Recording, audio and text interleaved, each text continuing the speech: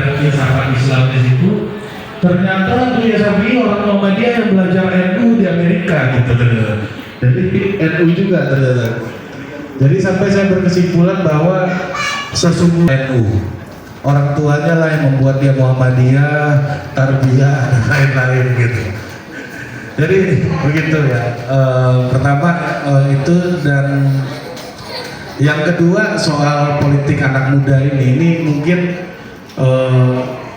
diskusi yang seharusnya kita loncatannya harus melampaui inilah sekarang kalau menurut saya ya, karena di 2019 entah berapa banyak diskusi yang sama. Selama kita masih bicara anak muda itu harus ada edukasi pemilih, harus diberikan pendidikan politik, selama itu juga lah kita meragukan kapasitas anak muda dalam menentukan arah pilihannya sendiri gitu. Nah, balik lagi pertanyaannya Bang Ivan tadi, senior saya di UI gitu. Ini kalau bapak-bapak ibu kalau dulu zaman kuliah nih Bang Ivan ini dia batuk aja kita udah gemeteran dengarnya. Saking seniornya kan. Saya senang kosannya itu view-nya kayak Ubud dulu.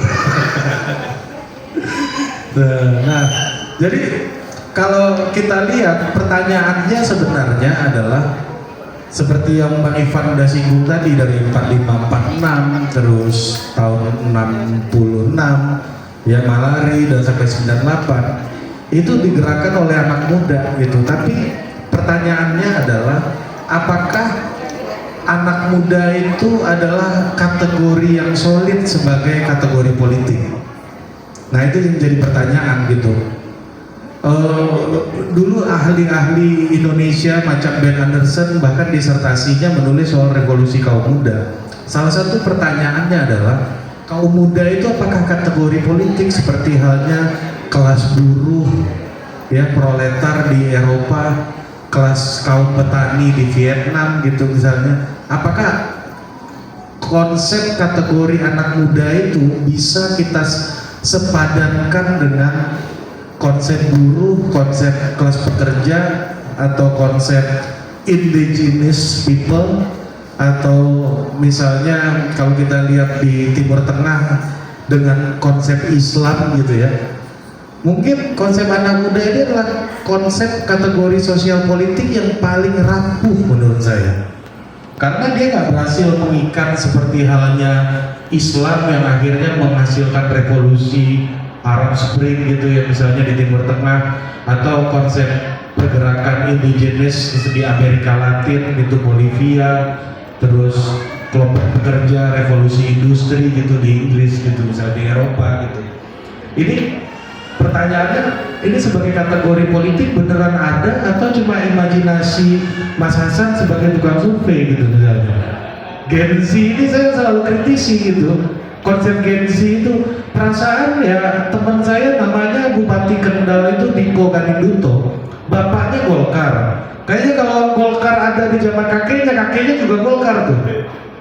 Iya kan? Walaupun ya bapaknya Diko tuh dengerin Frank Sinatra, dia dengerinnya Michael Bublé gitu. Di marketing kategori itu ada, memang ada. Bagaimana orang mengkonsumsi produk yang berbeda dengan orang tuanya. Misalnya bapak saya sukanya dulu Brewery Marantika gitu misalnya. Ya pas di saya mungkin saya lebih banyak dengerin Glenn Fredly gitu misalnya. Itu akan berbeda. Tapi dalam kategori politik kita nggak menemukan tuh, jarang sekali menemukan, kecuali Pak Jokowi ya yang bapaknya PDI, anaknya PSI gitu.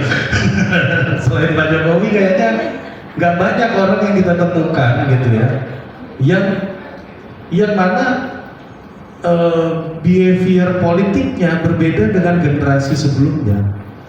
Jadi saya merasa bahwa di dalam drive kekuasaan yang menggerakkan kekuasaan itu cenderung lebih statis gitu.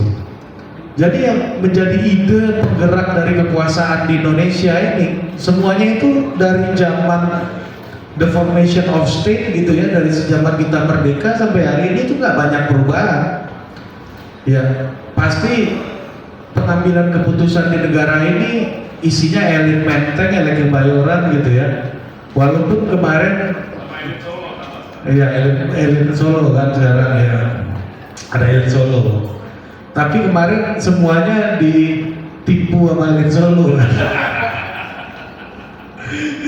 Iya kan, anak elit Kebayoran udah pede-pede mau jadi cawapres hilang semua, ditipu sama elit Solo. Iya. Jadi perubahan elit Solo pun sebenarnya kan bisa muncul ke nasional karena numpang di bahunya elit Menteng juga awalnya, iya kan? Menggunakan elit Menteng sebagai galah politiknya gitu. Nah, jadi memang kalau kita lihat perkembangan politik kita di Indonesia, petanya sekarang dari zaman kemerdekaan itu nggak banyak berubah.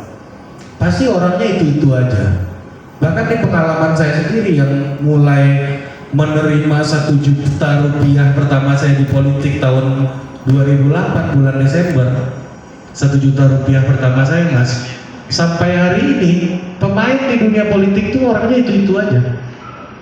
Ya kita masuklah UMKM ultra mikro ini kan sedikit gitu. UMKM ultra mikro. Kalau menteri saya bukan Agus Gumiwang, Pak Teten menteri saya. Masuk UMKM lah gitu.